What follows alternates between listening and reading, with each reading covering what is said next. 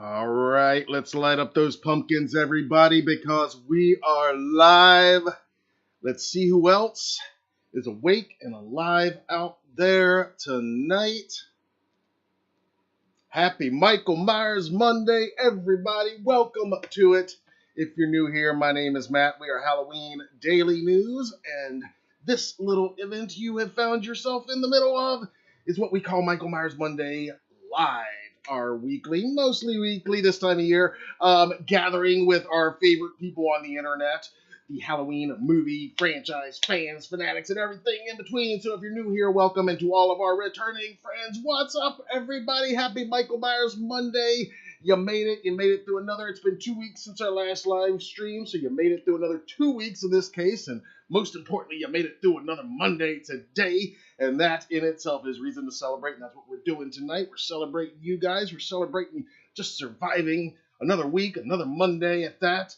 We're celebrating Jamie Lee Curtis's Oscar win from last night, that amazing speech. We're going to talk about that. Trick or Treat did give us a little bit of news regarding some Halloween ends, masks that we can talk about this evening as well. And, Michael Myers references in the new Scream movie. Of course, I'm going to talk a little bit about that and a few other little things we're going to get into later on, like shout-outs and some poll questions. We got 2 of them and a brand new one we're going to launch. All that good stuff coming up tonight. I'm going to take a breath, catch my breath, have a drink. Michael Myers Monday Mango Twist. That's what I'm drinking. You guys let me know if you're drinking or what your beverage of choice is tonight. If you're just drinking coffee, tea, or getting ready for bed or getting ready for work, whatever the case may be. So, happy Michael Myers Monday. I'm going to check into the live chat here this evening. Brett likes the opening. David's rocking out to our opening there. Yeah, just something we're playing along with. That's something I recorded over a decade ago, almost 20 years ago, and just a photo that I took that we kind of digitally altered a tiny bit and cut out. And anyway, just playing with a few ideas and livening it up on here on Monday nights and here on the channel in general. But give me your feedback. What do you think? Is it too heavy for you for Monday night? Are you ready for some real metal? I don't think so, guys. But you let me know what you guys think. Let's see. Art has checked in, and Brett, like I said, 2 of our esteemed channel members. I gotta point that out every week. You see those guys? They got their awesome emojis, custom badges, all that stuff. It's only $5 a month to become a channel member, and you get all kinds of cool exclusive perks, including videos, pre-recorded videos, access to those early before they go public, and all kinds of other stuff. Last week, channel members got a little preview of our interview with Amy Donald, who plays Megan in Megan. I don't know if you guys got a chance to check that out. It's not related to Michael Myers, of course. But I still very much hope that you guys did check that out. And yes, I am rocking my Silver Shamrock shirt tonight. I figure it's Green Week, right? Everybody's Irish, St. Patrick's Day week, right? Everybody's Irish this week, so I gotta support my favorite Irish novelty toy company.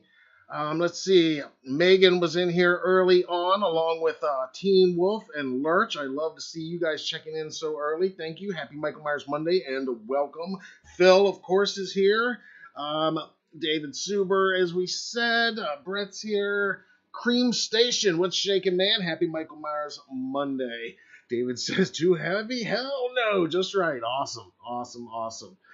Teen Wolf listens to Korn, Lordy, Metallica. Okay, cool. Yeah, we got the metal crowd in here. That's what I figured. That's what's normally been the recurring theme here on Monday nights. You guys, if you keep coming back, then you like what we talk about and like what you hear here, and we all kind of have similar tastes. So I know you guys lean into the heavy side like I do. So thank you. Yeah, give me more feedback on that. Vibes has checked in as well. What's up, man? What's your favorite scary movie? I love it. I'm going to talk a little bit about Scream 6 and a little bit later on tonight. Not a whole lot. This is Michael Myers Monday, but Michael Myers does, of course, make a little appearance in the movie, so we're going to talk about that. Again, I don't expect that we're going to be on here very long this evening. I know I say that a whole lot, but it really is, probably going to be true this evening. But I do normally start these things off with a little show and tell, and sometimes it's something new from my own collection, from my own shelf, and sometimes it's something new that we have in stock in our online store. and sometimes it's a low stock alert or whatever. But this week, I figured again, in keeping with Irish Week, St. Patrick's Week, I would showcase it's not quite a low stock alert, but we are running kind of low on this item, and you guys have seen me talk about it here before, but it's been a minute, so let me pull these out.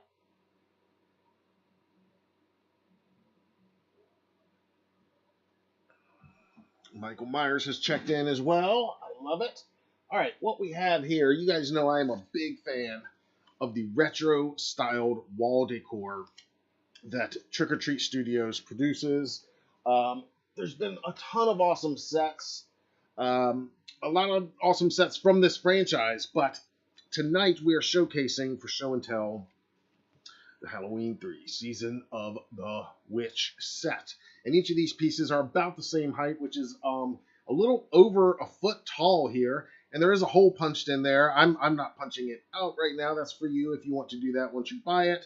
But as you'll see, you get 4 pieces for just $10. And they are pretty high quality cardboard done in the vintage colors and style of like 70s and 80s wall decor that you might have seen of that era. So, of course, you have the skeleton trick-or-treater. And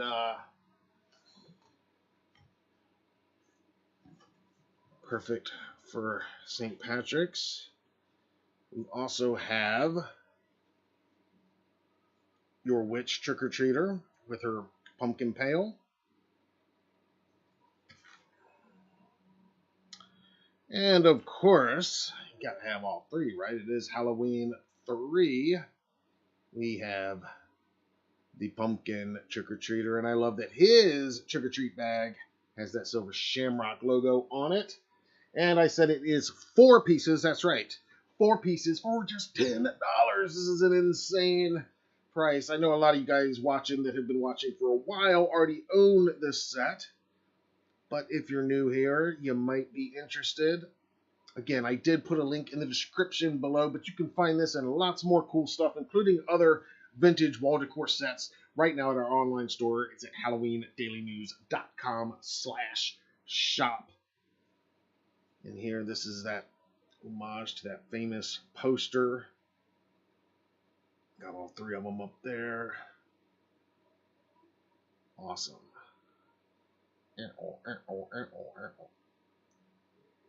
Love some Season of the Witch. So there we go, guys. $10. Again, it's not quite a low stock alert, but it's coming. We have, I'd say, probably less than a dozen sets of those left in stock right now.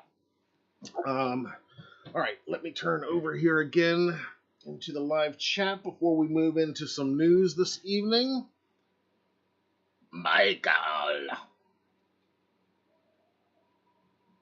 Did I hear about Scream actors wanting Scream 7 to be a musical? No, I haven't heard that yet. Tim Leal has checked in. What's up, man? Happy Michael Myers Monday. Thanks for joining us. Yeah, you're not too late by any means. I'm always a few minutes late each week. Try to give everybody a few minutes to get in here anyway. Let's see. I think what we are going to do is actually move that HDMI over to the other side for this evening. Let's see how that looks. There we go. That makes a little more sense like that.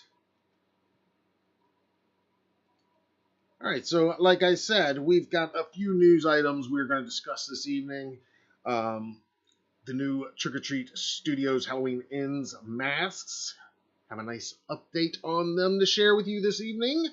Like I said, we're going to talk a little bit about Scream 6 and how they once again reference this franchise and many others, of course. But we're going to focus in on this franchise. We're also going to go over 2 Triple M poll question results because it's been 2 weeks since our last live stream.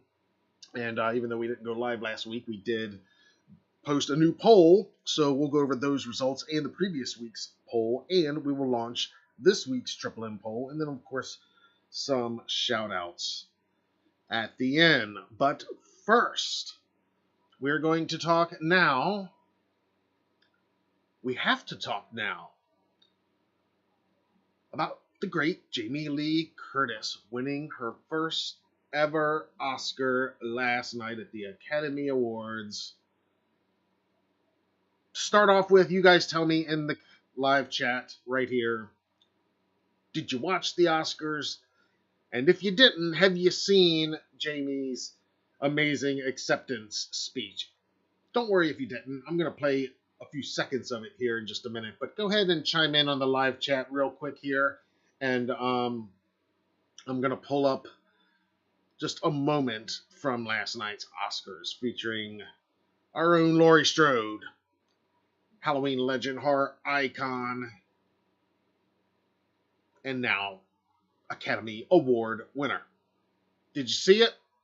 Have you seen her performance in Everything, Everywhere, All at Once? That's another question. Let me hear from you in the live chat right now.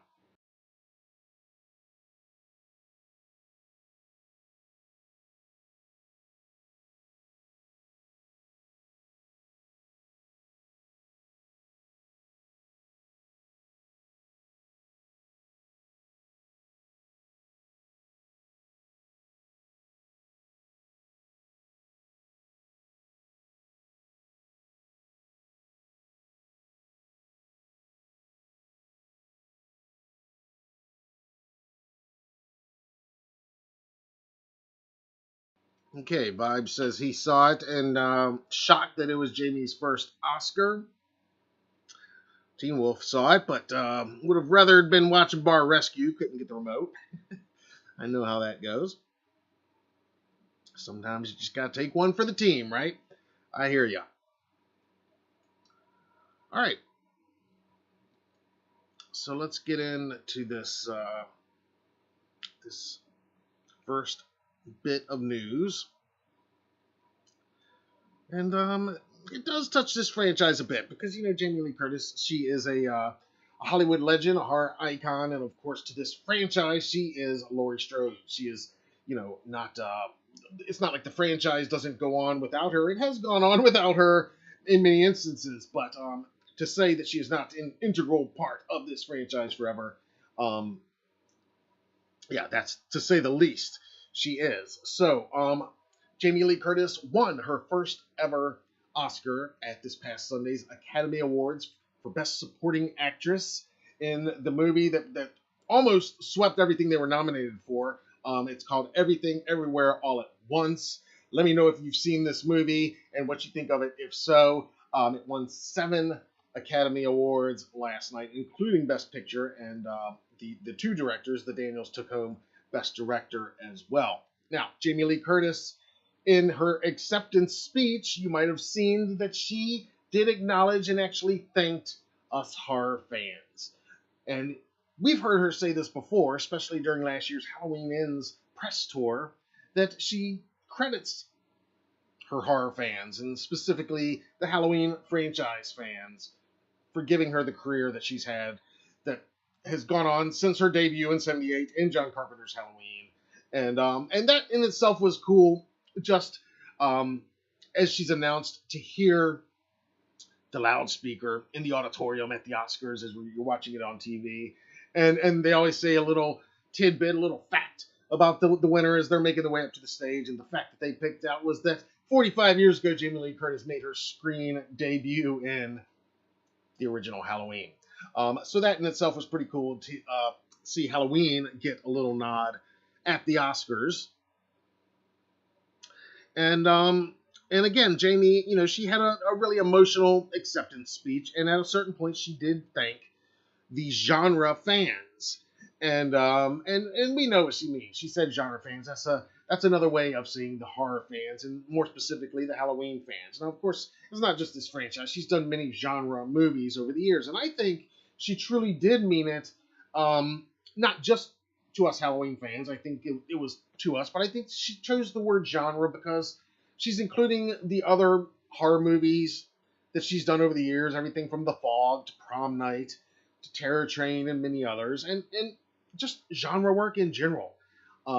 You know, stuff like True Lies with James Cameron, Trading Spaces with Eddie Murphy, and all kinds of movies that I would say are not typically considered Oscar bait movies. And I think that's really what she was saying, in my opinion. You guys give me your take on this, but my opinion is I read this as when she said genre fans, she was acknowledging all of the fans that have supported her and loved her, especially the Michael Myers Halloween movie franchise fans, of which she's felt the love more than ever in the last 5 years of these last 3 movies, and even more than ever in the last 12 months, up until last October anyway, with the press tour for Halloween ends.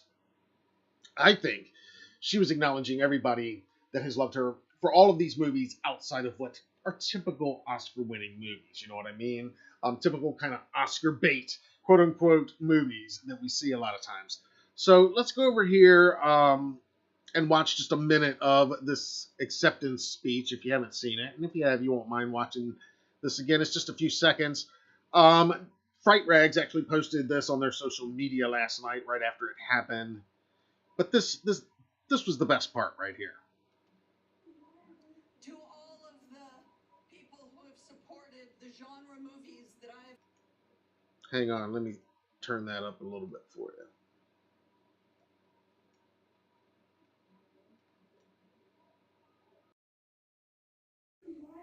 To all of the people who have supported the genre movies that I've made for all these years, the thousands and hundreds of thousands of people, we just won an Oscar together!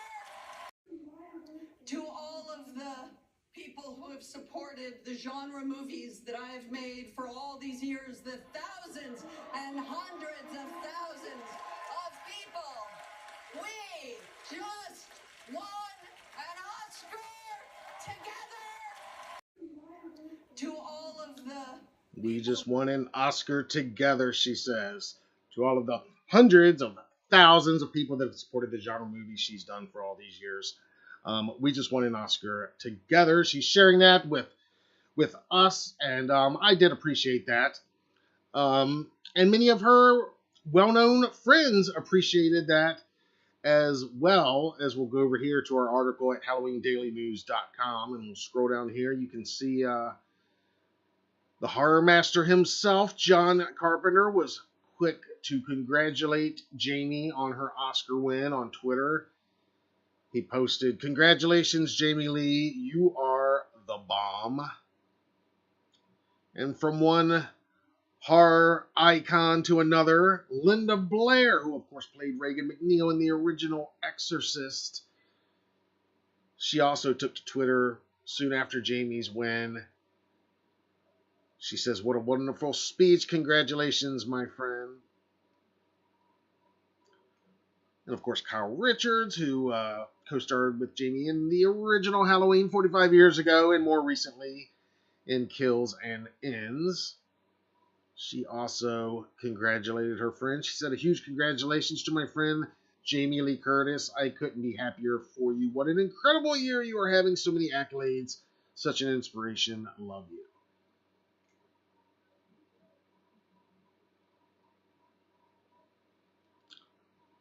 And Jamie's on-screen, in the Halloween universe, granddaughter, Andy Matichek, posted this on her Instagram stories, sharing this photo from Vanity Fair, adding the caption, "Congratulations, my queen." Yeah, a lot of people calling her a queen today. Of course, she is the quintessential scream queen. You know, she also mentioned her parents, Janet Leigh and Tony Curtis. She mentioned, right after acknowledging the genre fans, she said that both of her parents were nominated in different categories, and then she looked up to them and very tearfully said, "I just won an Oscar." And yes, both Tony Curtis and Janet Leigh were nominated for Oscars, one time apiece, one nomination apiece. Neither ever won it, though. Very interesting and very cool, again, in the history of this genre, that Janet Leigh was nominated in the Best Supporting Actress category, the same category that Jamie won in. And her nomination was for a little movie that you might have heard of called Psycho. One other well wish came from the great James Jude Courtney, who is out there in LA this week, apparently. He posted this just a few minutes ago here on Michael Myers Monday with his date, Sarah Florence, and he said, incredible night with incredible people, not enough pictures, and congratulations to the lady of the hour, Jamie Lee Curtis. Your speech brought us to tears. There is James with his crew for the evening. And I'm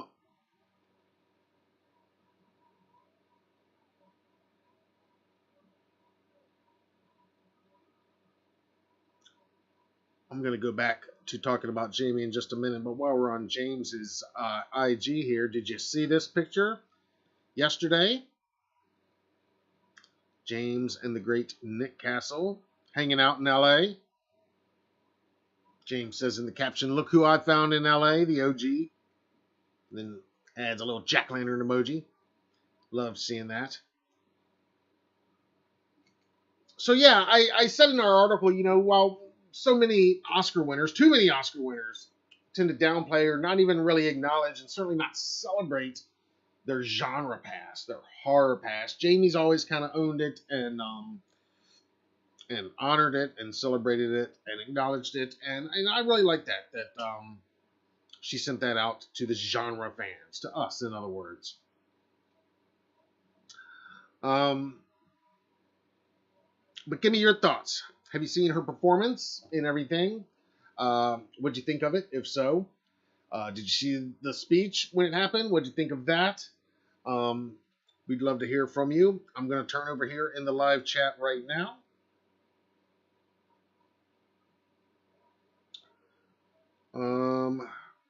We'll scroll up just a tiny bit.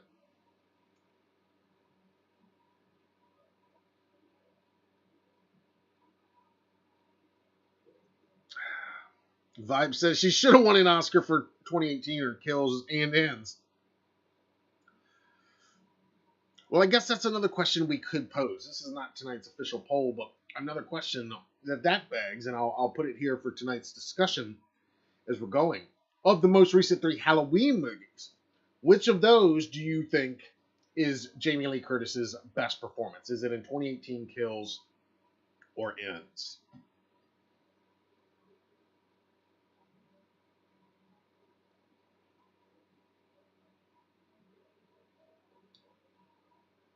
Teen Wolf says, definitely happy for Del Toro, won the Oscar for Pinocchio. Yep, that was well deserved.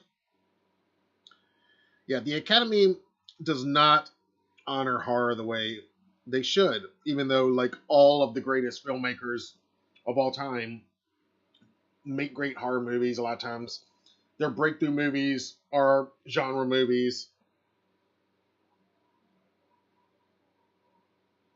Yeah, like you said, some of the first movies ever created, and the Academy kind of spits on it. It's very true. It's very true. Yeah, they spit on it until there's like that one or two that busts through, like Silence of the Lambs or something like that, and somehow it busts through the noise. Even Joker, I would almost argue, that's kind of a horror movie. Not in the traditional sense by any means, but I'd say it's more of a horror movie than a superhero movie. But I guess it's probably, at the end of the day, more of a drama than either of those. Sammy has checked in. What's up, man? Happy Michael Myers Monday. Right on time.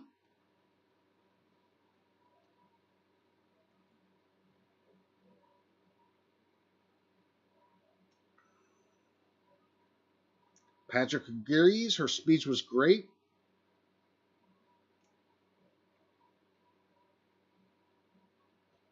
All right, Vibe says, without a doubt, 2018 was her best performance. What do you guys think? I think that's a good question. That's not this week's poll question, but I might make that another one. That is a good question, since we're talking about her great performances. Yeah, I thought she did great in all of them. I'll give you my pick in a few minutes. Let's try to get a few other answers. Teen Wolf agrees 2018 was her best performance. I love Kills, but 2018 was definitely her movie. Hell yeah.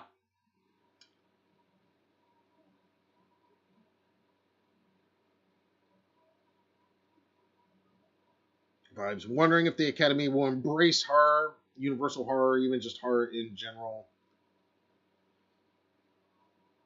Again, it's so rare, but I think they should. And I hate to say it, but maybe it's just that some of the current Academy members, it's going to take them dying off, and younger, newer people, more like-minded people that grew up on this stuff like we did.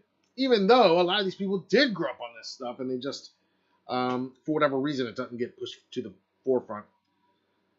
In any case, I thought it was great, Jamie bringing just a little bit of that genre love that we've shown her for all this time, and giving it back to us on such an important stage and an important night in her career. And who knows, maybe she wants to cap off this insane year, like we've said, with an age 45 appearance at 45 years of terror. Who knows? Maybe that'll be the way she wants to cap it all off. Patrick agrees 2018 was her best of this trilogy. Sammy says 78 was her best performance of all, though. Any movie in here.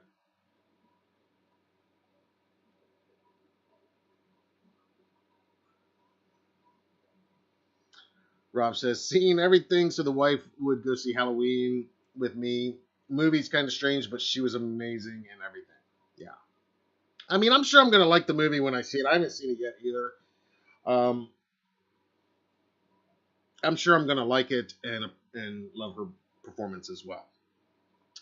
All right, let's move into our next news story this evening. You might have seen this. We haven't posted about it yet on social media, only to subscribers of HalloweenDailyNews.com. But we got some exciting news today regarding two of the 2023 Halloween 2023 releases that regular viewers know I'm very excited about, and I look forward to hearing your thoughts and how excited you may or may not be.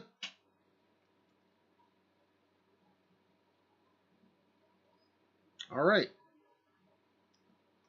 So here we go. Check it out, everybody. The officially licensed Halloween Ends Corey and Allyson face masks are now officially up for pre-order. That's right. As of today, Monday, Michael Myers Monday, March 13th.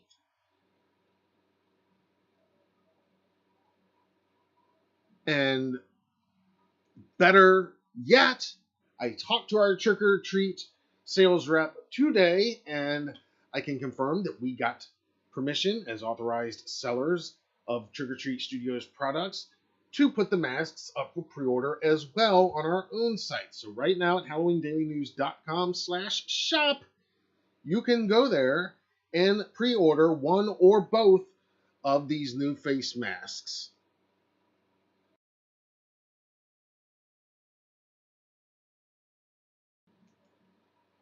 Now, both of these masks do come from the movie production master molds sculpted by our friend Christopher Nelson and his team, including Vincent Van Dyke.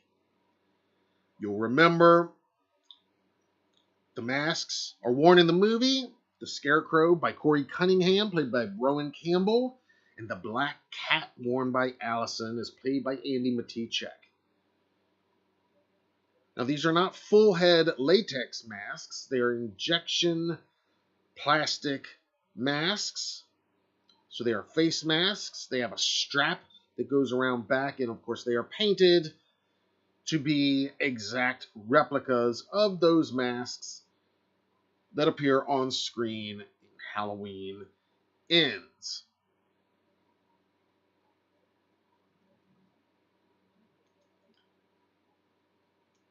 They are priced at $19.99, and they are currently estimated to begin shipping in mid-September. So you can place your orders right now.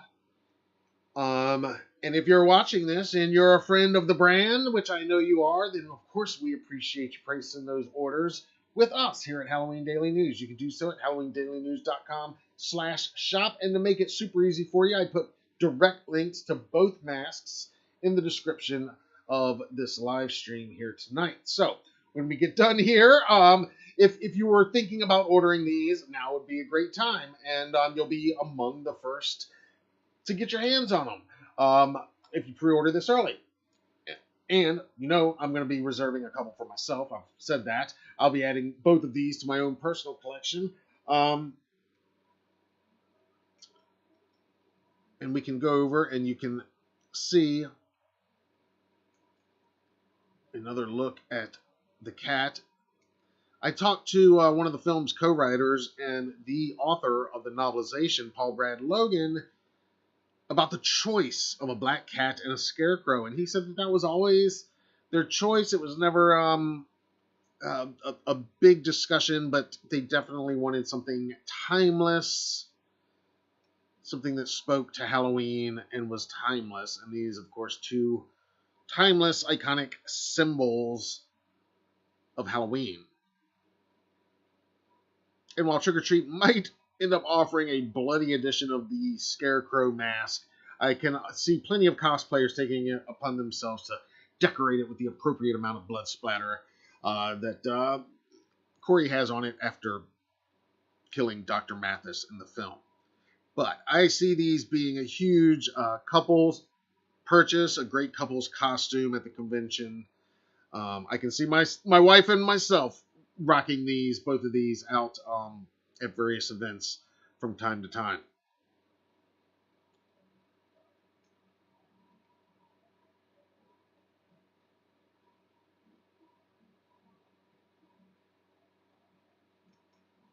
All right, so $19.99 each. And if you are watching this Michael Myers Monday live stream and you order within the next 24 hours, meaning before, let's say, 11:59 p.m. on Tuesday night, the 14th, make sure you let us know. Like I always say with the product purchases here, make sure you let us know. Send me a message, drop a comment on this video. Say, hey, I just watched the live stream and I just pre-ordered, in this case, one of the masks. And we will make a note to add a special little treat for you in your package when it arrives.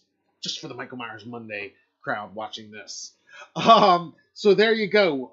We're going to start sharing those links everywhere, but I wanted to alert you guys first here tonight and let you know that they are up for pre-order right now.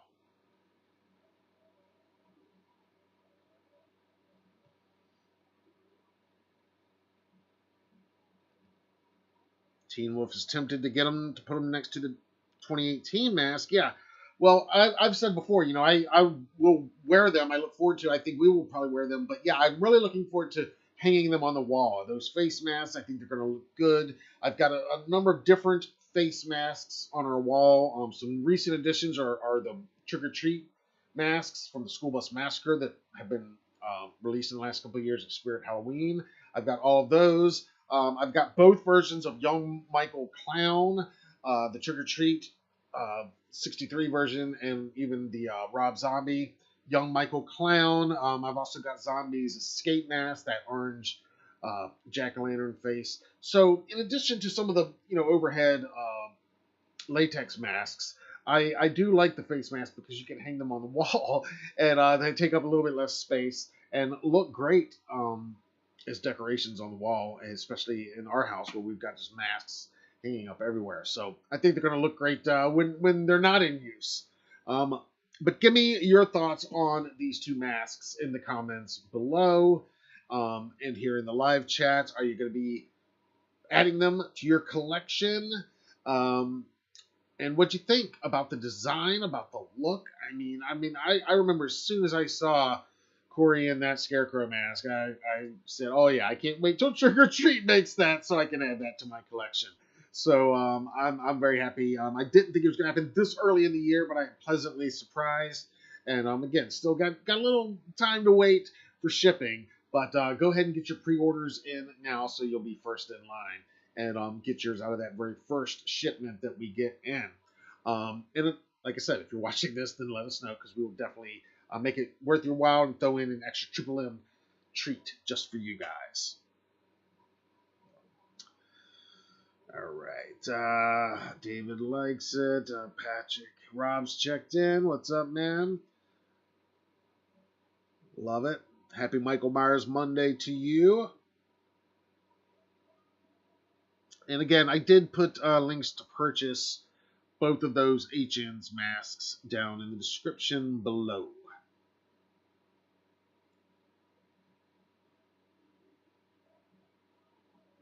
That's an interesting point. Teen Wolf says, like Corey's mask, though more partial to a stereotypical headless horseman pumpkin scarecrow look. I know what you mean, where the head of the scarecrow is a jack-o'-lantern, is a pumpkin. Always love those nasty teeth. Yeah, hell yeah. Awesome.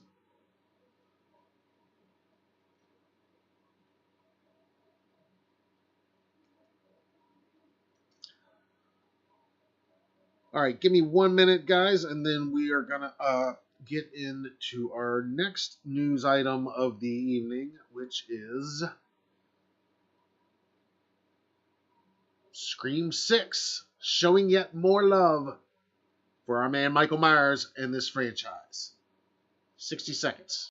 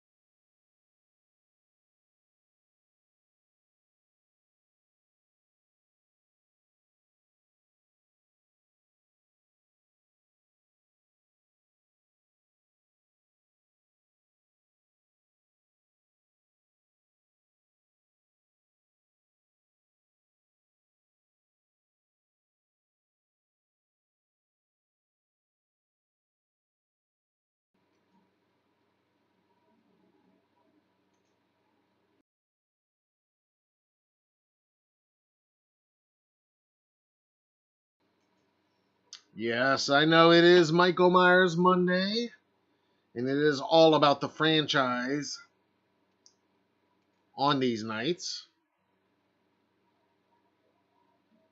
But Scream, as a franchise, loves the Halloween franchise. We've talked about this before here, most notably last year when Scream 2022, I'm just going to call it Scream 5, when Scream 5 was released last year, and you'll remember I did a whole exploration recap, in-depth review of all of the Michael Myers / Halloween movie references in all of the previous Scream films in the entire franchise up to 2022, and then into that film as well. And it was a lot of fun to kind of recap some of those things because the franchise, if you're not a fan of Scream, you'll just have to excuse me for a few minutes while, and for the rest of you, you know what I'm talking about. A lot of the fun of the franchise, in addition to the whole whodunit aspect, it's the meta aspect of how it references the genre, the industry, and itself. It's very self-referential, and all that is very meta, and it has been going back to the 96 original, directed by Wes Craven and written by Kevin Williamson. It's a masterpiece, in my opinion. I mean, truly, like, top 5 masterpiece. And I've loved the entire franchise ever since that first one. Of course, nothing tops the original, but they've all had those elements. And the new film, Scream 6, it definitely has all of those core elements that we come to expect in a Scream movie, which is a meta slasher whodunit. To quote Mindy from the last film, talking about the Stab films, which is their in-universe version of the Scream films. They talk about the Stab films. It's their way of talking about themselves, the Scream films. If you're not a fan of the franchise, again, I apologize. But to the rest of you, you're nodding and saying, yeah, that's part of what makes it great. So I'm not going to go into a whole review right now. I have written a review, a more detailed review. We did do a quick, so when I did a quick out of the theater reaction video on Thursday after seeing the film for the first time. We both really loved it. You can check that video out elsewhere on the channel when you get a chance if you're interested. And I do have a much more detailed written review coming. That's pretty much written. It was going to be published today, but then Trick or Treat kind of forced us to change plans and reschedule some things a little bit in order to get those pre-orders up in time for you guys here tonight to get your pre-orders in starting tonight. So that's going to be up tomorrow. But until then, here for the Michael Myers Monday crowd specifically, we're going to talk about one aspect of the new Scream movie. And that is how much it references the Halloween Michael Myers movie franchise. Because we've got to continue our roundup from last year. You know, now we've got a whole other movie. And again, I'm going to put out a spoiler alert right now, full spoiler warning. If you've not seen Scream 6 and you don't want to know anything, now I'm not going to spoil any killers or any big stuff like that. I'm not going to spoil any deaths or anything like that. But if you don't want to know anything at all that hadn't been shown already in advertisements or anything like that, then you might just want to press mute or something for the next 5 or 10 minutes. It probably won't even take that long. Because I am going to go into somewhat of some spoiler territory here. Again, not major spoilers as far as the story, but just some stuff that was strategically left out of the advertising, if you know what I mean. Okay, so fair warning, spoilers. Now, let's, after I take a drink, happy Michael Myers Monday.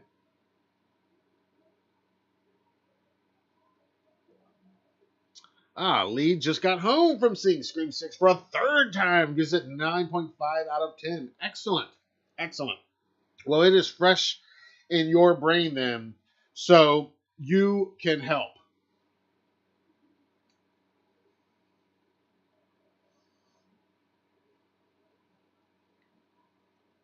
All right. Now, all right. Everybody's out of the room. It doesn't want anything spoiled.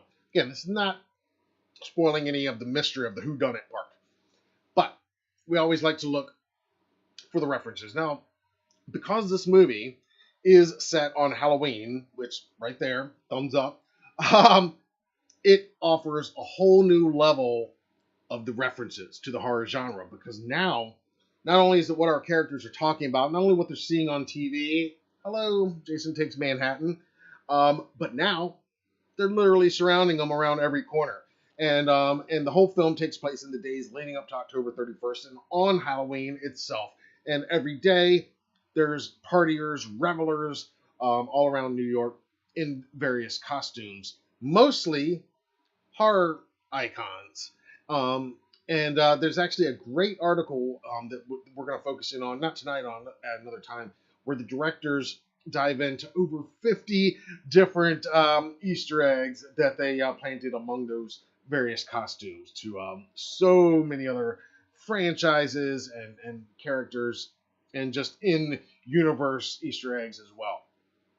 But of course, tonight we're just going to talk about the Halloween franchise. Now, compared to Scream 22, not as much Michael Myers on screen or mentioned, but this film has something that none of the others have had. And you guys that have seen it know what I'm talking about.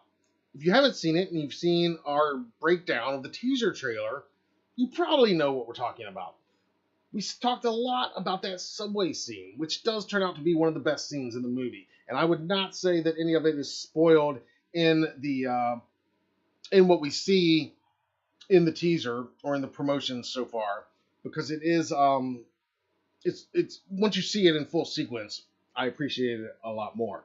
But absolutely, that is one of the scenes where you have so many people crowded in, and where it is horror icon after horror icon in every frame. Now, we've already talked about Pinhead and Freddy and Jason and all these characters being in there. Well, one major one that they very strategically left out of any of the promotions before the film's release is that a certain costumed partier there on that subway, and then later on the subway, he's seen at the subway station, and then he's seen a few seconds later on the subway train itself. I guess all these people are coming from or going to the same Halloween party. But sure enough, there's Michael. There's somebody in a Michael Myers costume, what looks like a Trick or Treat Studios H78 Michael mask, as best I can tell. Some of you mask experts out there might be able to correct me if I'm wrong. Tell me if so, but it appears to me to be an H78 made by Trick or Treat Studios. And he is seen very prominently there a couple of times, quite a few times actually. And there's even these great shots when one of the characters is kind of freaking out, and it really kind of hones in for a few seconds on Michael in the same frame as Pinhead, with Freddy over his shoulder. And of course, you've got ghost faces sprinkled throughout. In other words, much like what it looks like in our neighborhood, and probably yours in real life, every October 31st, where there is all of the horror characters, and quite a few Michaels usually, and a ton of ghost faces running around. And there is that in this sequence. Now, prior to that, though, earlier in the movie, there is another spoken reference when one of the characters refers to another character, and they mention Laurie Strode.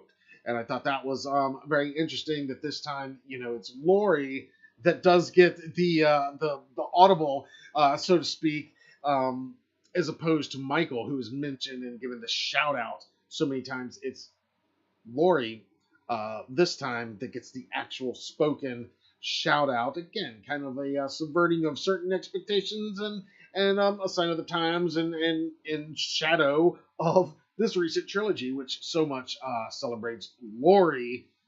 Of course it celebrates Michael, but it is the Strode trilogy. That's what I call it anyway. So there is that shout out as well. Now, we're talking about visual references and, overtly visual, obvious references here, in this case, the costume. We're also talking about spoken word, spoken references, literal references where it's referenced. And it's certainly possible, I've only seen the movie one time Thursday night, that I've missed some. Now, one that I might have missed because one of our readers contacted us and said that they picked up on it. And I want to hear if you guys heard this, but apparently in the subway scene before the main characters board the subway train, you can hear in the background a certain reference to an even more recent Halloween movie, to Halloween Kills. That's right, we can hear that refrain of "Evil dies tonight." Now, I didn't hear that in my theater, but again, there's a lot going on in that scene, and maybe I just didn't pick up on it at the time. But you guys tell me if you've seen the movie, if you heard an Evil Dies Tonight in the subway, because that would kind of make sense. I mean, Evil Dies Tonight, not Evil Dies Tonight, Halloween Kills was filmed in Wilmington, same place Scream 22 was filmed. They did use some of the same behind the scenes crew. They did film certain scenes the same stage at Screen Gem Studios where they recreated the Myers house was the same sound stage where they recreated Stu's house in that film. So there is some intermingling, not just in the franchise, which the franchise, if you've seen the original Scream, starting in that movie, how it's so integrally tied to the Halloween franchise, even naming one of their main characters, Billy Loomis, of course, after Dr. Sam Loomis, who himself is named after Sam Loomis from Psycho, But I digress. But so it's always been integrally intertwined, but a little HK nod in the fact that they both shared that some behind the scenes production facts as well. I appreciate that too. But again, I didn't hear that on first viewing. It very well may be there, but you guys let me know what you think. And let me know what you think of Scream 6 in general. Like I said, you can watch our immediate reaction out of the theater. That's already posted here on the HDN YouTube channel. And you can also read my in-depth, detailed review of the film starting tomorrow at HalloweenDailyNews.com. And we'll probably be on here to talk a little bit more about the film too later on this week. So now I'm going to turn over here into the live chat and see what you guys are talking about as far as the Myers references. Now, Lee loves the movie, and you've seen it 3 times. So was that tip about the Evil Dies Tonight chant in the subway, is that accurate, Lee? Did you hear that? David says it's a Trick or Treat 78 shape mask. Yes, the shape. Slow Death Hooks has checked in. Happy Michael Myers Monday. Yeah, I agree. That was a great scene. Brad's Music Channel in the house. What's up, man? Happy Michael Myers Monday. Thank you for tuning in. I appreciate it. Vibes agrees. 78 mask. Yep.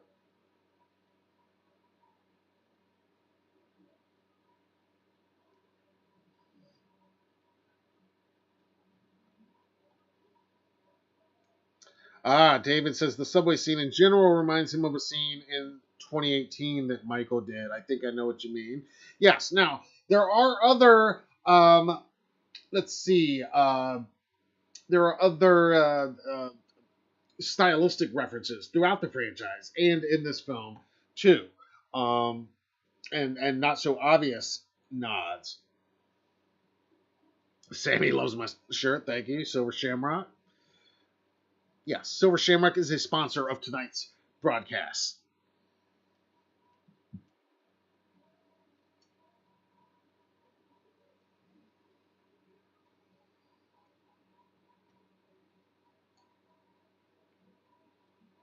Yes, Lee says the movie was amazing with a nod to Friday the 13th. Jason Takes Manhattan, Ghostface age mask, like the 2018 mask. Yes, now that was another reference, I would say, the aged Ghostface mask. And again, that is explained in the film. I'm not going to go into any more spoiler territory here at this moment.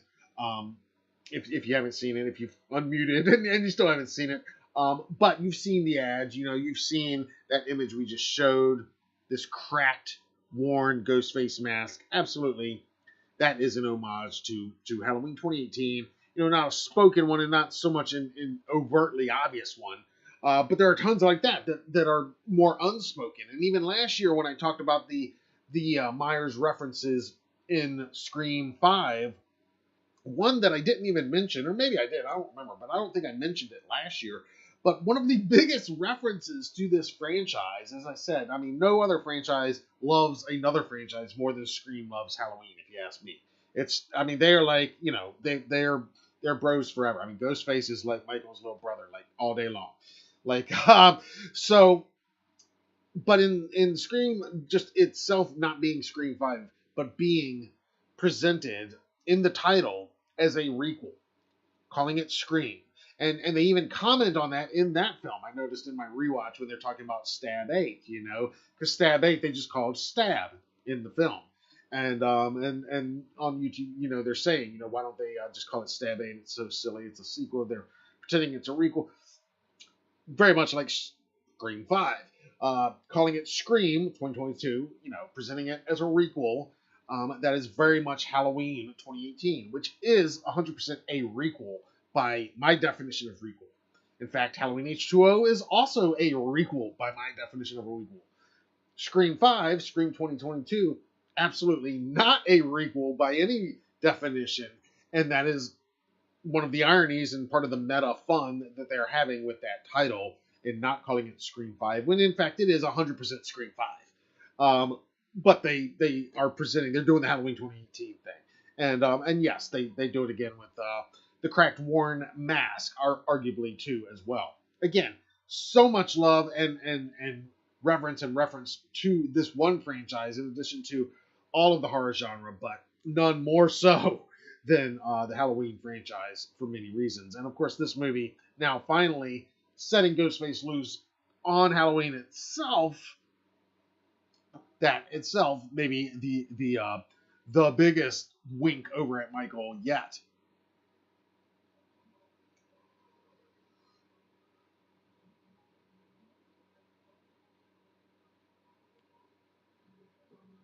Lee wants to see Michael go to New York City now.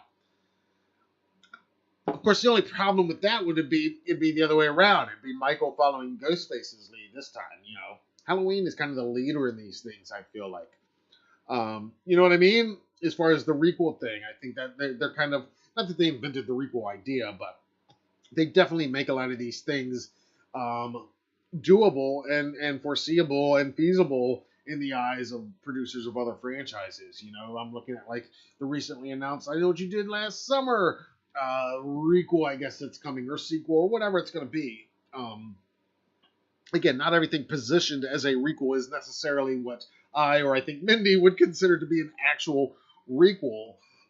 Scream 5 is not a requel, but again, that's one of the kind of the greatest meta jokes of the whole thing, is that it is Scream 5. It's just they titled it as if it was a requel. All right, let's see what's going on in here. Phil, yeah, I did it earlier, Phil.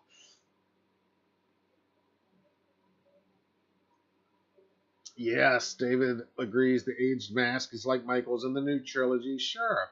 Yeah, bringing out some of the old masks. I mean, that's something we never really saw before. All the killers every other time would, and again, we're getting into some spoiler territory here.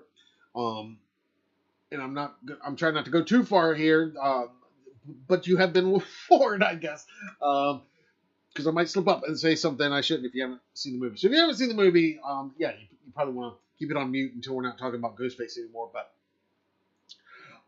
which we're about to wrap it up here. But I do think that the idea of let's incorporate one of the original masks, one of the older masks, one of the masks used in previous killings. That's an idea that they were probably looking at these recent movies and saying, well, yeah, we've never really done that. Ghostface, each killer, it's always a new killer, so it's always a fresh new mask, because Fun World in the Scream universe, just like in our universe, they sell those Stab costumes, just like Fun World sells those Scream costumes, or those Ghostface costumes, more accurately in this case.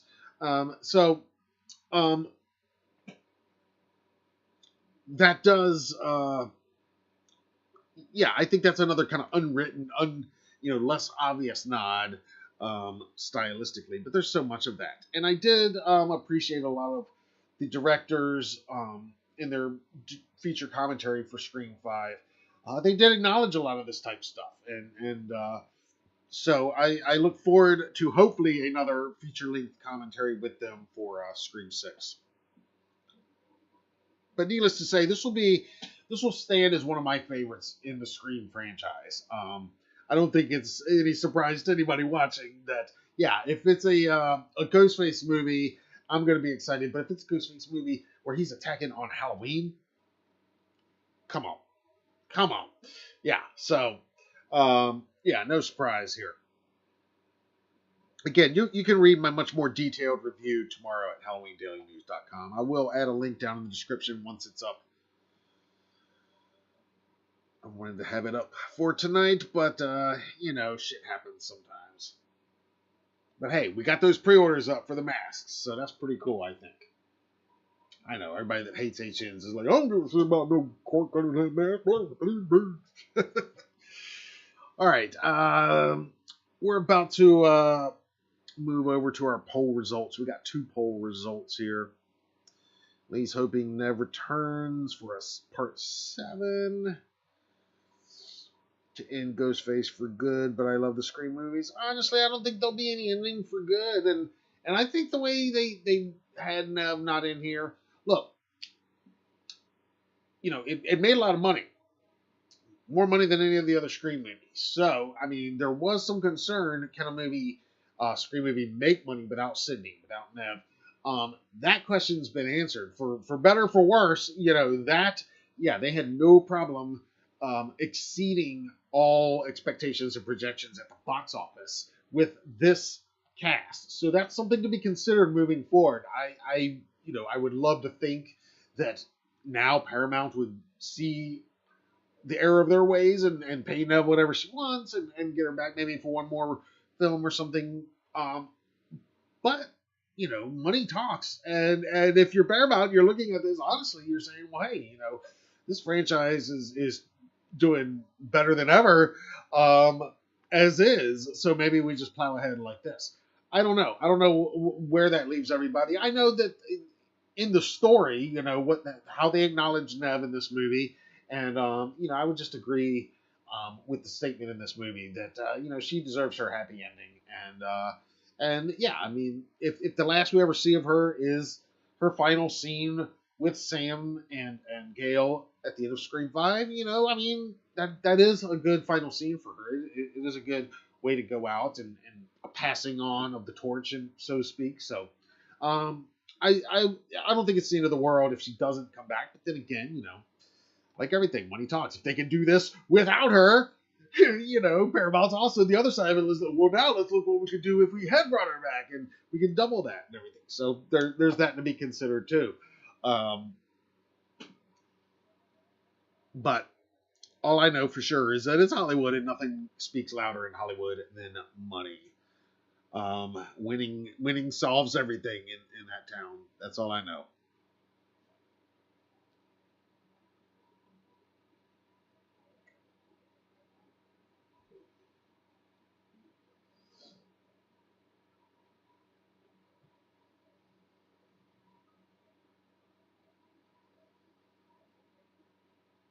Teen Wolf wonders if we'll see Matt Lillard return one day. Again, this is more of a Scream discussion, but I mean, I saw all the hey, all I'll say about that is well, I don't know. We'll save that for a Scream discussion another day, because now we're so into spoiler stuff. I guess it doesn't matter at this point. We put the warning out, but anyway, it's getting close to midnight. Let me move back over here and get back on track for just a minute. We got 2 polls we're going to take a look at the results of. You'll remember we started this a few weeks ago, where we're going to do a poll question each week on Michael Myers Monday, and we'll go over the previous week's poll, and it'll be up, and it'll always be something. The Triple M poll specifically will always be some question pertaining to this franchise.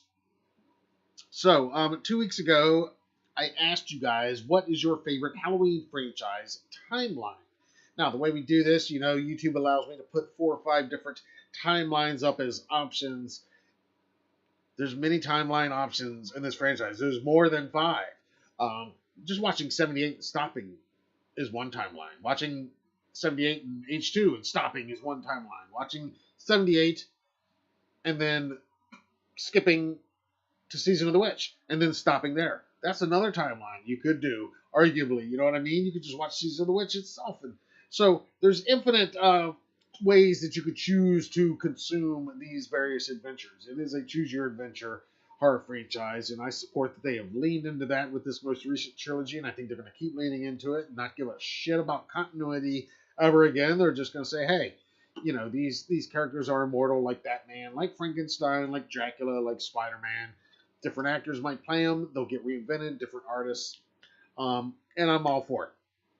But it's okay for us here to have favorites, and everybody has an opinion. So sometimes we want to hear yours. Now, the four options I put up on the poll were what I call the classic timeline, which is H1, H2, H2O, and then Resurrection. And some of you said, "Oh, let's not include Resurrection in that." Hey, that's another way to go. Stop and don't even count Resurrection. The best way to watch Resurrection, if you ask me, first of all, I'm getting off the subject here, but I'll just tell you guys since we're all friends and cozy here tonight and everything. But the way to watch Resurrection, if you own the DVD, there is an alternate cut of the film, which is basically a found footage movie, and Rick Rosenthal cut it together with all of the, because they had the kids, they're filming in the Myers house. It was all they were actually filming. And so Rick Rosenthal did make a cut of the movie where it's that whole sequence, only it's just from their POV completely. That's actually the better way to watch Resurrection, in my opinion. If you're going to include any of this. Because then if you include it after H2O, it doesn't contradict anything in H2O because you've cut out all of that prologue with Laurie. The only part of that prologue that I love, though, and I do love it, it's one of my favorite scenes in Resurrection, but it's within my least favorite part of Resurrection, if that makes sense, because I hate what they did with Laurie in the beginning, but I do love that one sequence when the guy wearing the clown mask, and Michael has a soft spot for clowns, he's reciting all of his favorite real-life serial killers, and then he sees Michael, and Michael comes in, and he hands him that knife, and then he starts reciting Michael's biography. That's an awesome scene. I do enjoy that. But try watching next time you're trying to watch all the films. Try throwing in the alternate cut of Resurrection if you own the DVD, and just watch it straight as a found footage movie. It's an interesting experiment to say the least, and kind of in some ways a better movie in some ways, if you ask me. Now, I've gotten way off the subject. What's still the subject? We're talking about timelines. Anyway, that was the one timeline I put up. Another timeline I put up was the Thorn timeline. Of course, goes Halloween 1, 2, and then jumps to 4, 5, 6. There's the Rob Zombie timeline, of course. Take his 2 movies. And then there's the most recent timeline, which is Halloween 1, 78, and then jump to 2018 Kills, Ends, those 4. Now, to the results. 151 votes this got. In 4th place, with just 7% of the vote, not too surprising, it's the Rob Zombie timeline, remake timeline. In 3rd place, with 19% of the votes, it's the Thorn timeline. And again, not too surprising here, but this is where I was a little surprised. Certainly interesting.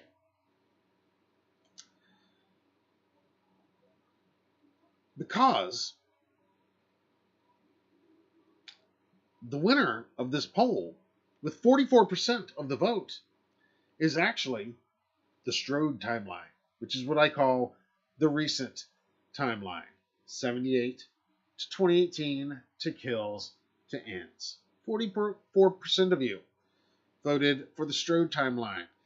And in 2nd place, with 30%, is the classic timeline of H1, H2, H2O, and Resurrection. Maybe if I had left off Resurrection in that option, maybe if they just take H1, H2, and H2O as a trilogy, I don't know. But there you go. Very interesting indeed to see that the majority of you guys really do like this new timeline, this new storyline.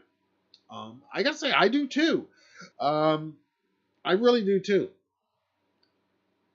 Over to the comments real quick. Mike Hulling said, I go for Thorn because it's most satisfying. Well, there you go. There's another vote for Thorn. And Eliza said, if I had to choose one to live with forever, it would definitely be the Thorn trilogy. So there you go. Very interesting that both of them in love with the Thorn trilogy.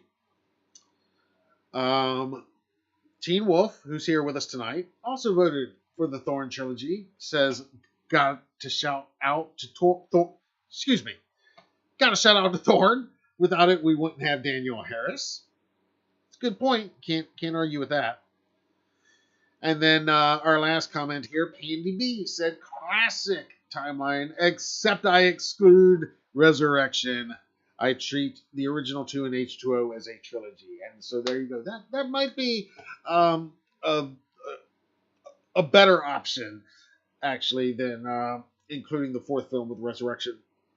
Honestly, though, Resurrection can be its own timeline if you watch it my way, and just do that alternate cut. That is its own timeline. But again, feel free to chime in tonight here in the live chat, or if you're watching this on a replay, in the comments below about what your favorite timeline in this Halloween franchise is. There's no wrong answer, because the truth is, they're all good. They all have pros and cons. None of them's 100% perfect. I mean, unless you just watch 78 and stop. To me, that's 100% perfect. That's the only way. But that's not as fun, because then we don't have more killings. We don't have more Michael. We don't have more Laurie, for that matter. We don't have more Loomis, for that matter.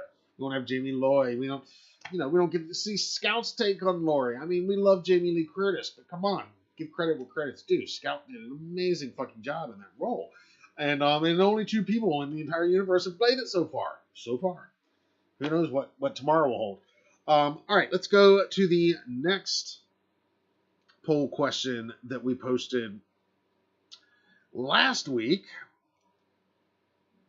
You'll remember I asked you, what is your favorite Michael Myers mask? And again, we were allowed to add a couple, up to 5 options. But there was really not much contest here when you look at this. The options I put up were Halloween 78, Rob Zombie's Halloween 07, Halloween 2018. I figured those are 3 kind of almost universally well-liked versions of the mask. If not perfect, even if you didn't like the Rob Zombie movies or the David Gordon Green movies. A lot of people loved the masks in those movies. So I figured those 3. And then the other 2 I put as options is the Halloween Kills, not the Halloween Kills mask, but the 78 flashback is seen in Kills. And I know some people will say, well, what's the difference between that and 78? And say, well, yes and no. It is a recreation, so technically it's not the same. And then, of course, Halloween Ends I put as the 5th option. And I always invite you to write your own choice in the comments if it's not there among the options. But we had 176 votes.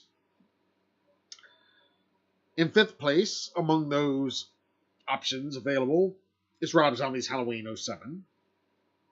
So that makes me feel like you guys may not be as excited as I am to own the new Trick or Treat Studios replica of Rob Zombie's Halloween 07 mask. Let me hear that. Even though if it's your favorite, does that mean you're not going to be adding that one to your collection? I'm adding it to my collection, but excuse me.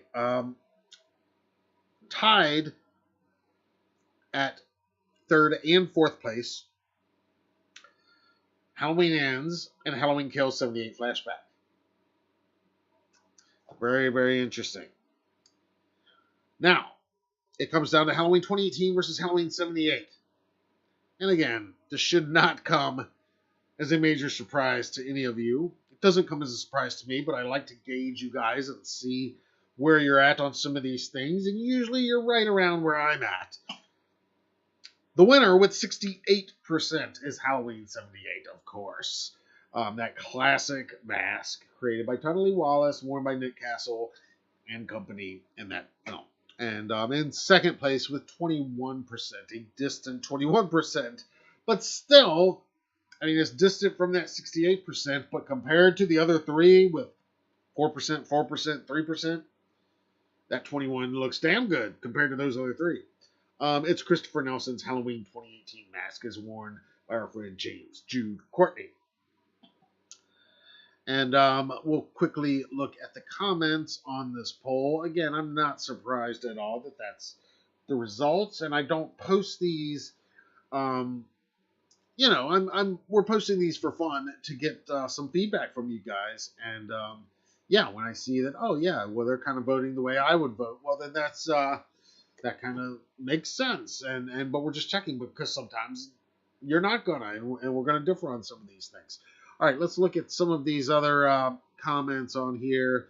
Interdimensional Warlord voted for Part 6, Curse of Michael Myers mask. It's not a bad mask. Definitely not a bad mask. When I look at the Thorn trilogy of H4, H5, H6, H6 is my favorite of that trilogy. And in fact, if I'm going to throw in H2O and Resurrection, I'll go so far as to say H6 is my favorite, including those. I'll stop there. Vibes here tonight commented that 78 is a classic, so we know what you voted for. And Mike Hatfield said the first is the one that will always be my favorite. Simple and effective, the Boogeyman. Hell yes. Okay, and now for the launch of tonight's Triple M poll question.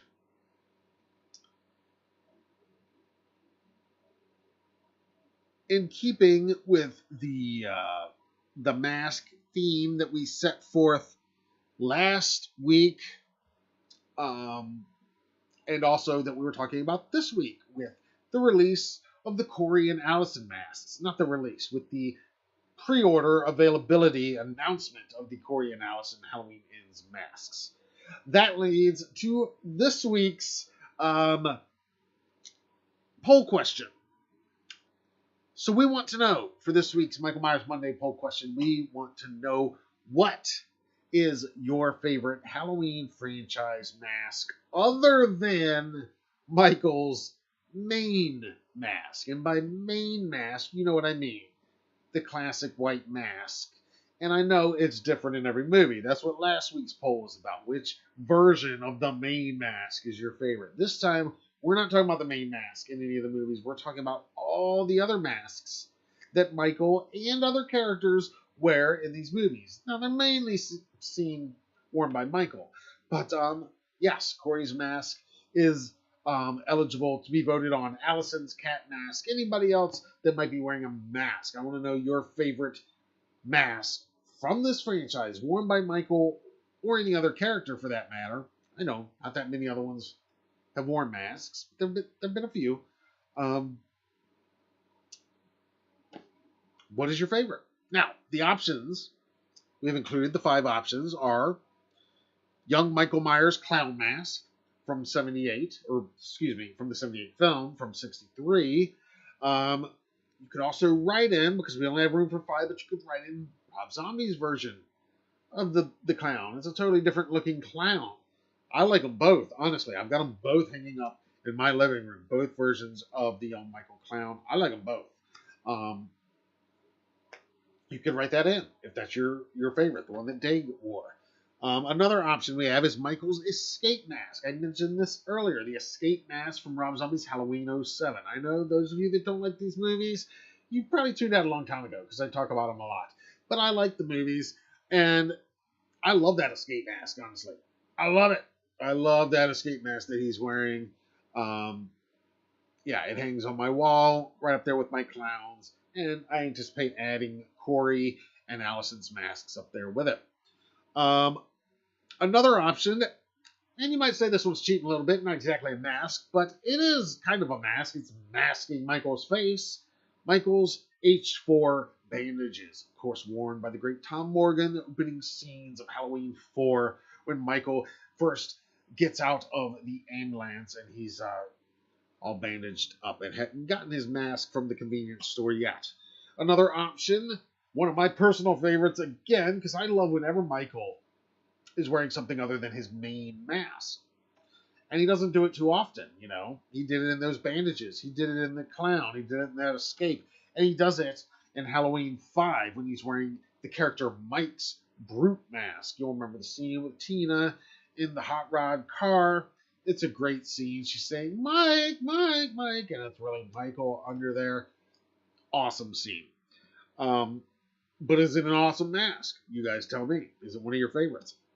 I'm not asking for favorite scene with an alternate mask. I'm asking for your favorite mask. So, and the last one I've got here, but certainly not the last option because there's tons of options you could vote on. But the last option of the 5 that I'm allowed to put on here on YouTube as an actual option is Corey Cunningham's Scarecrow mask. You know, I got to include that one. Yes, divisive character, probably a divisive mask for a divisive character. But I love it. I'm stoked to get my hands on this. Of course, when we do get the masks in hand, we're gonna do a whole thing. We're gonna do a whole thing. But you already knew that. So that this week's poll, what is your mask other than Michael's? That just went live a few minutes ago, actually at 11:30. So we're about 30 minutes in on that one. And oh wow, we've already got 12 votes in the first 30 minutes, and oh shit, look who's in the lead so far. Oh, Corey Cunningham Scarecrow mask currently in the lead after 12 votes with 50%. What? Michael's escape mask is next in line with 25%. Yeah, go figure. This is going to be an interesting one. So when we get done here in just a few minutes, I invite you to go answer this week's poll and hit that share button. Let's spread the word and invite others into our community, into our discussion, and into our weekly poll. So answer that, and we're going to go over the answers.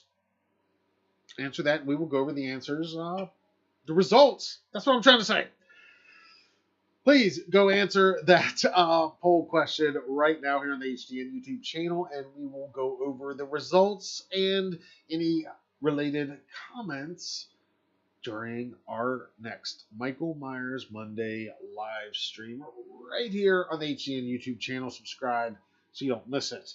All right, I'm going to turn over here into the live chat one more time before we go into Triple M shoutouts tonight.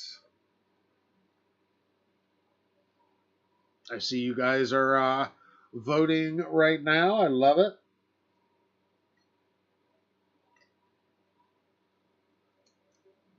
Yes, Sammy, we're doing the polls every week now. So it's a fairly recent feature. Lee says both Cindy and Lori both deserve their happy ending and be free from fear. I thought it was really cool that, again, they mentioned Lori in the same breath in the film,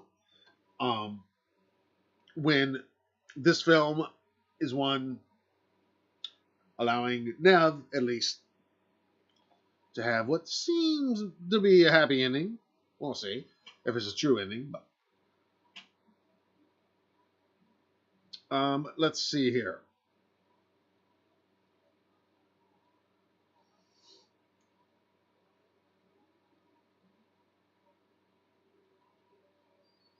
Teen Wolf says, don't have any, but loves the resurrection mask. Pure evil with a fun haircut. Yeah, that's it. I mean, it's not the worst. It's not the worst, but it's just not one of my favorite, for sure. It's not one of my favorite, but it's not the worst. Evil with a fun haircut. That is funny.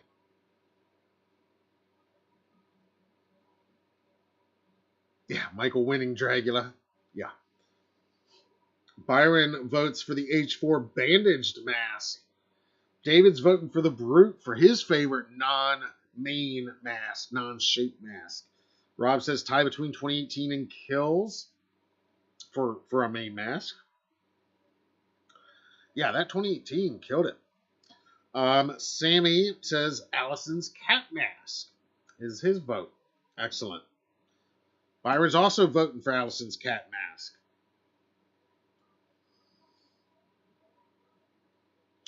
Teen Wolf says, honestly, Michael walking around maskless was the best mask since the mask is his face.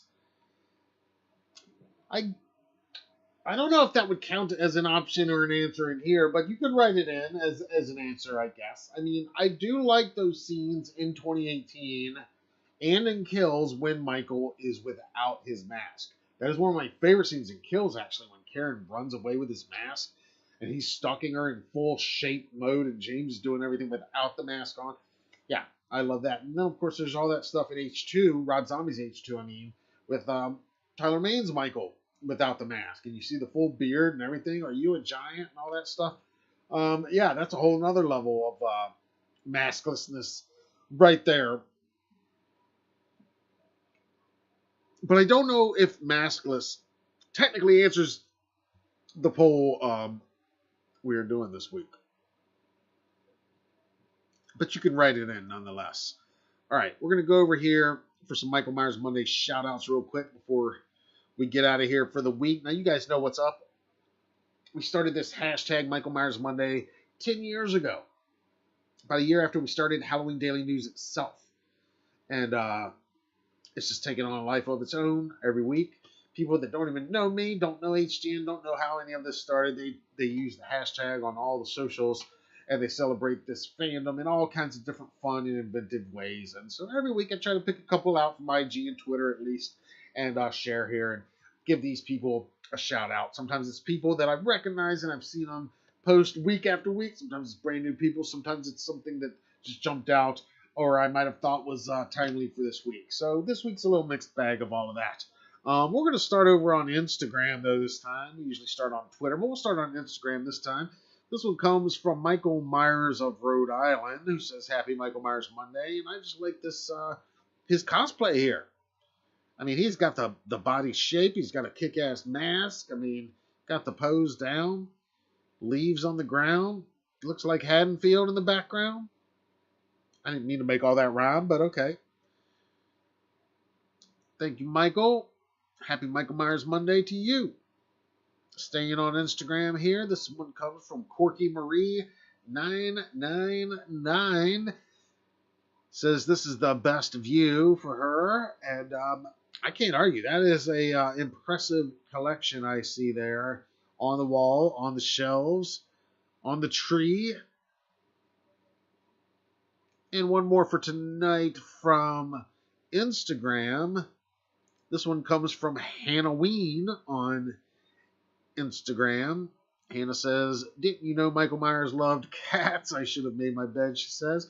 Yeah, you see that little black cat. Speaking of black cat masks, down there in the bottom right corner. And Hannah is rocking her Michael Myers The Night He Came Home t-shirt and an HN's mask. I like to think she bought that HN's mask from HDN.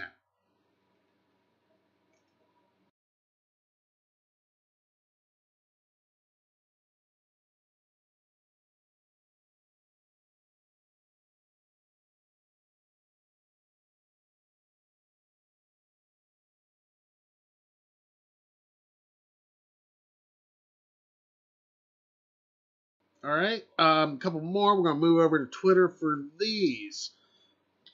This one very fitting for today after daylight's savings, and we all had to spring forward. This is from Michael Myers at the underscore shape, spelled with an 8 instead of an A. It says perhaps an incentive might help. And there you see Monday is Michael sitting up behind Lori, and Lori up here is me, still adjusting to daylight savings. Yeah. This is Michael Myers Monday all day long. I love it. All right, another one here from Twitter. This comes from Vanessa at 237 underscore the Overlook on Twitter. Says, Happy Michael Myers Monday. Have a good one, horror fam. And I think this no description needed. you guys tell me what you make of images like this. Can you get into and enjoy Michael Myers cosplay turned sexual like this, or is it just too weird for your brain to comprehend, and does it cause your brain to melt? I don't know. I find something captivating about this. I don't know exactly what it is. Maybe you guys can help me with that.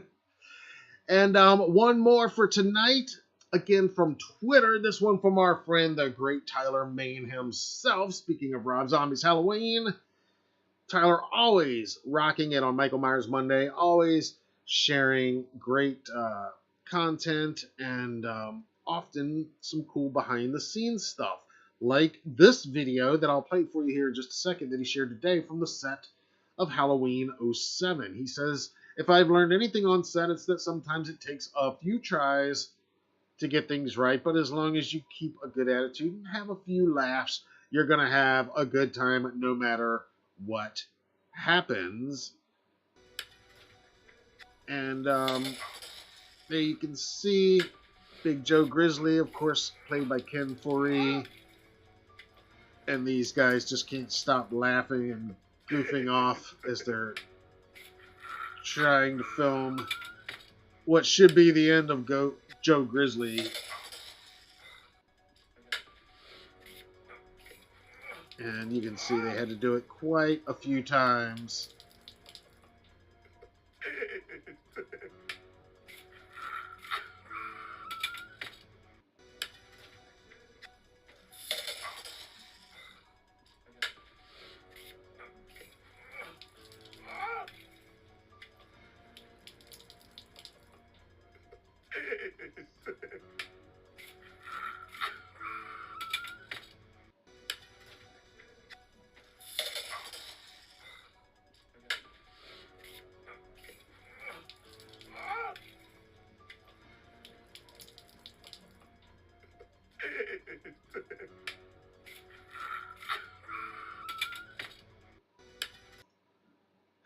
So there we go.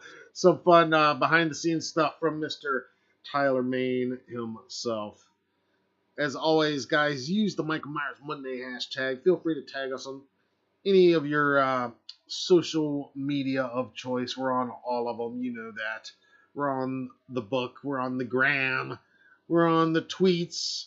We're on the snaps and the ticks and the talks and all that stuff. But I don't know. I think my favorite is probably here with you guys on YouTube. And a lot of that is this interaction. You know, this is why we do this, to have this interaction. So, if you happen to be watching this not live on a replay, thank you for watching, first of all, and putting up with all of my silliness and all of our different technical glitches and what have you. But I'd love to hear from you. Drop your comments on anything we've talked about down below. We welcome that as well, because that's what these live streams specifically are about, and these Monday night live streams are about, is the feedback. That's why I love chatting with everybody in the live chat. I look forward to it each week. And again, I apologize we didn't have too much breaking news, big stuff here, but I think those pre-orders, that's pretty exciting. And again, you know, Jamie Lee Curtis winning the Oscar, yeah, it doesn't exactly tie in with this franchise, but she did give us a little shout out there, so that's pretty cool. So hopefully you enjoyed tonight, but mainly it was just time to hang out, because I miss you guys. You know, I want to check in at least every couple of weeks, even if we don't have a lot of news to go over, because there's always going to be plenty of Michael Myers stuff to geek out on and talk about. And we are keeping an eye on Halloween45.com and waiting for those first 45 Years of Terror guest announcements to happen. That's going to be happening any day now. And then they're going to keep coming, and it's going to be the largest gathering of franchise alums ever. You can guarantee that. I don't even know what they have planned, but I know it's going to be bigger and even better than it was in 2018, which was the best one yet. So, all right, guys, this has been awesome, as always. I'm going to turn over here to the live chat one more time before I get out of here. Just a reminder, if you liked what you saw here, we do this type of stuff all the time, not just about Michael Myers and the Halloween franchise. We are all things Halloween and Halloween Daily News. We cover all the different horror franchises. We cover everything about this holiday, from costume and animatronic and decor and haunt news and everything in between. And lots more exclusive interviews coming your way. Again, if you didn't check it out yet, I ask you and hope you'll check out my interview with Amy Donald. She is the 13-year-old New Zealand dancer and actress who plays the killer robot Megan in this year's hit horror movie, Megan. She's awesome. It was a great time talking to her, and that interview is up right now at here on the HDN YouTube channel. Check that out and look for more coming very soon. David, thank you so much, sir. I appreciate it. Thank you, Rob. I appreciate it. Vibes says might do 2 days at Haunted Screams. Awesome. See you there, man. Let's see. Sam, yeah, he couldn't hold a straight face. Hell yeah. Awesome. Sammy says that picture was too weird. Five says, I don't know, but it's captivating. Yeah, definitely captivating. Teen Wolf says you should read half the stuff with Michael on AO3. It makes that sexy picture look fully dressed. Huh. All right. I might have to check that out sometime. All right. Again, just a reminder, make sure you subscribe. Make sure you turn on your notifications so you don't miss any of our live streams, because we do it. We do trailer breakdowns. We do all kinds of stuff. And as the season progresses, we are now mid-March. It's going to be spring next week, officially on the calendar. Spring means that more and more Halloween 2023 reveals are coming, product reveals. And this year's 45th anniversary of this franchise, you're definitely going to see some anniversary re-releases. I mean, Trinkus can't wait to put out a brand new 45th anniversary Halloween and say starring Academy Award winner Jamie Lee Curtis on that cover, right? I mean, yeah, it's going to happen. Same with the most recent trilogy, I'm sure, too. We'll probably get re-releases of all that stuff. So we're going to have all of that to look forward to, and who knows what other surprises. I expect there will be plenty. So subscribe to the channel. Give us a like if you don't mind. Drop us a jack-o'-lantern or a comment down below in the comments, in addition to the live chat here, because that does help, the algorithms see that we have an active community.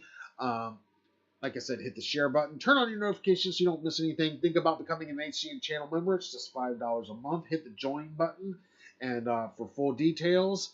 And look for lots more on Halloween, on Michael Myers, and everything else we got coming your way here on the HDN channel, coming your way very soon. Until then, I'm Matt Arts for Halloween Daily News. Thank you all for watching, and thank you all for hanging out with me tonight. Happy Michael Myers Monday!